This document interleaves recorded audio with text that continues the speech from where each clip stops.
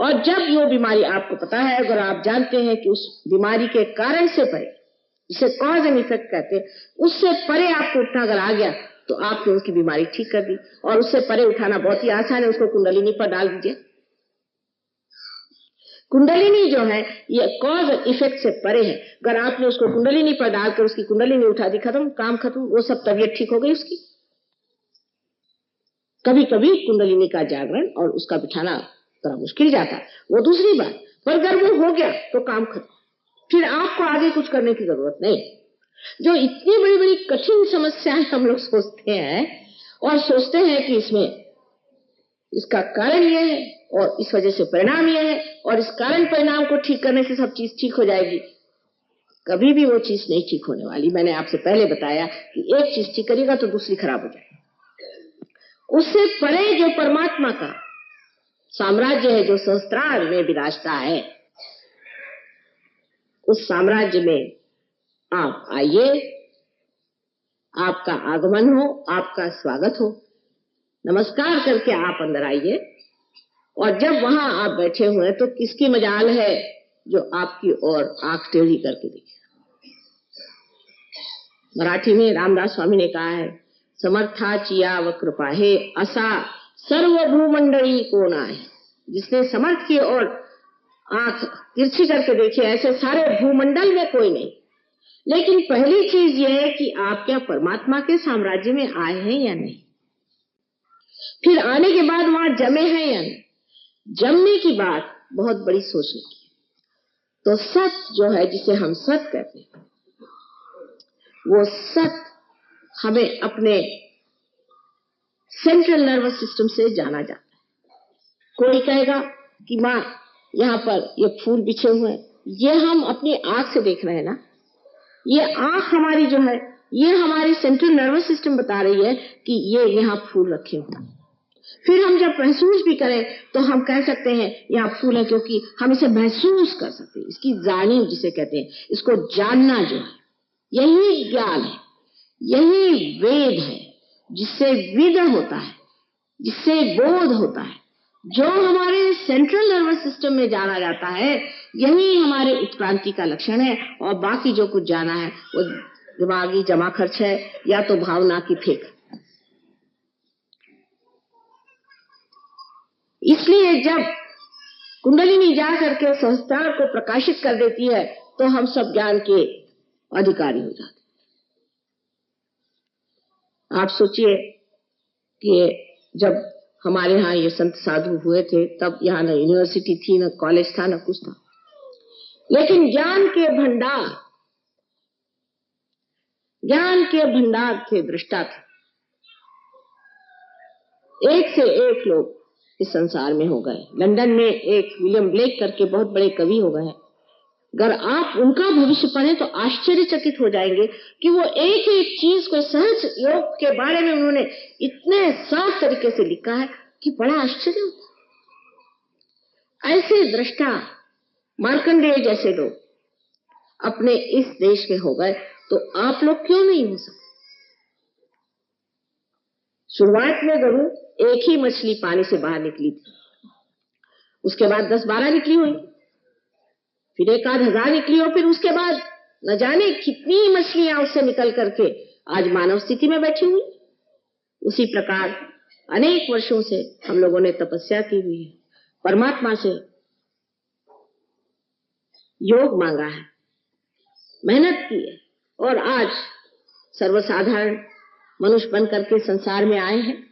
और आज उसको प्राप्त करने की जो आपकी इच्छा है, ये आपका हक, ये आपका हक, और वो आपका हक पूरा होना होगा।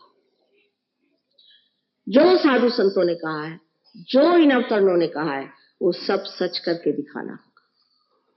उसके लिए एक ही बस शर्त है कि कुंडलिनी का जागरण होकर के आपके अंदर वो प्रकाश जागृत हो, जो कि आपके नस नस में बहे, और आप जाने कि आप योगी जन हो गए। योगी जन हुए बगैर कोई सी भी बात समझाई नहीं जाती। तो आप सत्य हमारे मुंह से जो सुन रहे हैं वो सत्य है या नहीं, ये जानने के लिए भी आपको योगी जन होना चाहिए, क्योंकि हम जो कह रहे हैं हो सकता है झूठ कह रहे हैं, लेकिन अगर आप योगी जन हैं तो बस आप हाथ फैला करके जान सकते हैं कि आपके अंदर चैतन्य की लहरियां बह रही हैं और आप समझ सकते हैं कि ये सच बात। आप ये सवाल पूछे कि संसार में परमात्मा है या नहीं। परमात्मा है, इसलिए आपके अंदर चैतन्य की लहरियां बहना शुरू। पर अगर किसी दुष्ट आदमी के लिए आप पूछे कि ये आदमी अच्छा है या बुरा है, तो हो सकता है कि ये तो पूरे चैतन्य बंद हो जाए, शायद आपको गर्मी आ जाए, शायद एक आध ब्लिस्टर भी आ जाए। लेकिन राक्षस को और संतों को पहचानने के लिए और भी बहुत सी तरीके हैं। बुद्धि से भी मनुष्य समझ सकता है, बुद्धि से भी समझ सकता है कि जिस आदमी की दृष्टि आपके पैसे पर है, आपकी सत्ता पर है, आपके घर के बच्चे बीवियों पर है, वो आदमी कभी भी संत नहीं हो सकता। संतों के लक्षण बार बार कहे गए तो भी हम गलती कर जाते।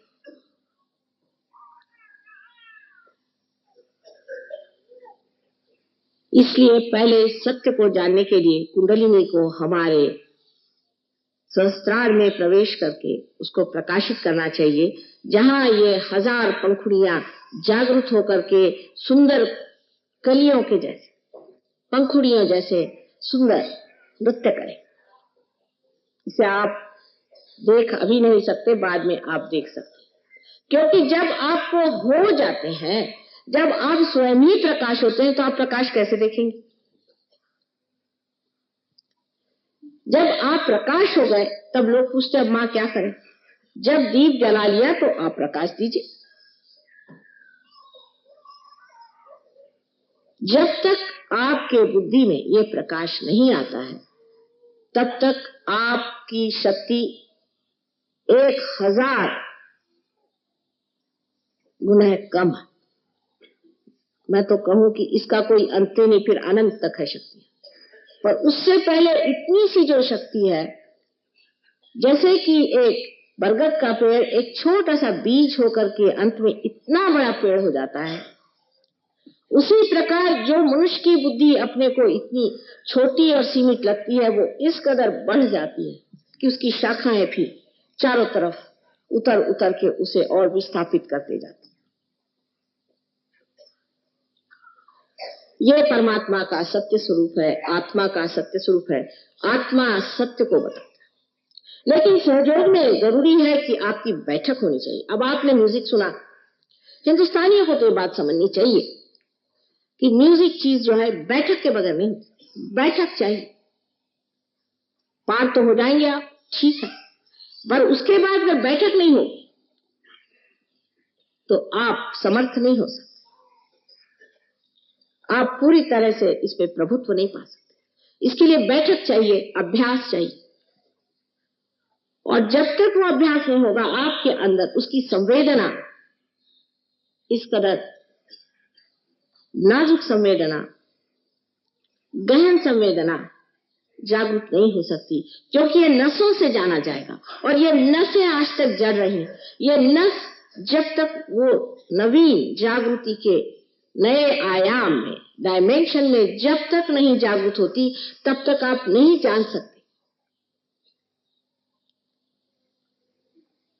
हमारे एक बार बहुत से लोग हमसे कभी कभी सोचते हैं कि ये इनको क्या पता होगा, ये तो बहुत सीधी लगती है। और एक साहब आए, कहने माए देखिए ये आपका फोटो कैसा है। मैंने कहा बिल्कुल गलत, मैं बता दूं किसने निकाला। उनका अच्छा बताइए।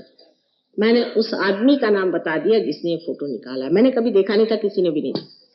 वो चक्कर में आ गए कि माँ तुमने कैसे जाना।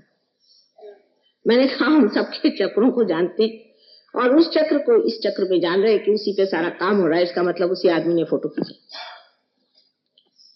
एक साहब हमें समझाने के लिए आए कि माँ आप बहुत सीधी हैं, आप जानती नहीं, ये बड़ा राजकारणी आदमी है और इससे संभल के रहिए और कुछ गड़बड़ कर सकता है।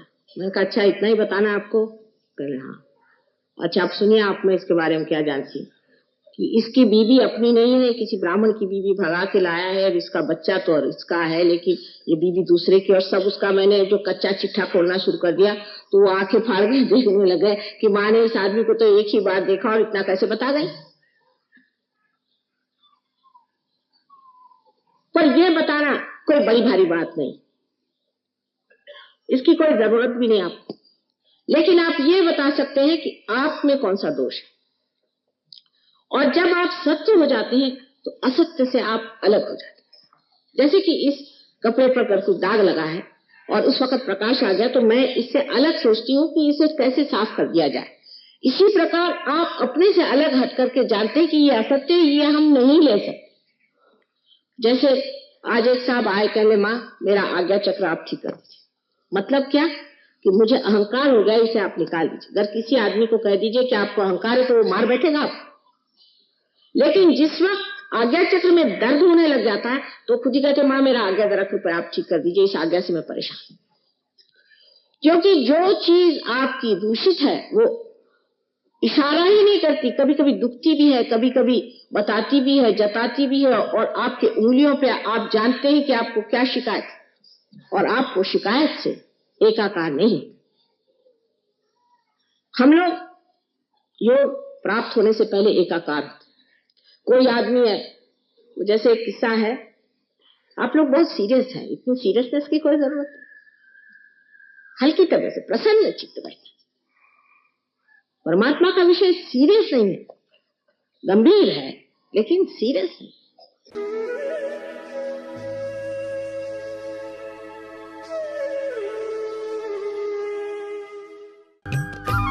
सब्सक्राइब कीजिए कुंडलनी जागरण को और प्रेस कीजिए बेल आइकन को, जिससे कि आपको मिल सके हमारी लेटेस्ट वीडियो सबसे पहले।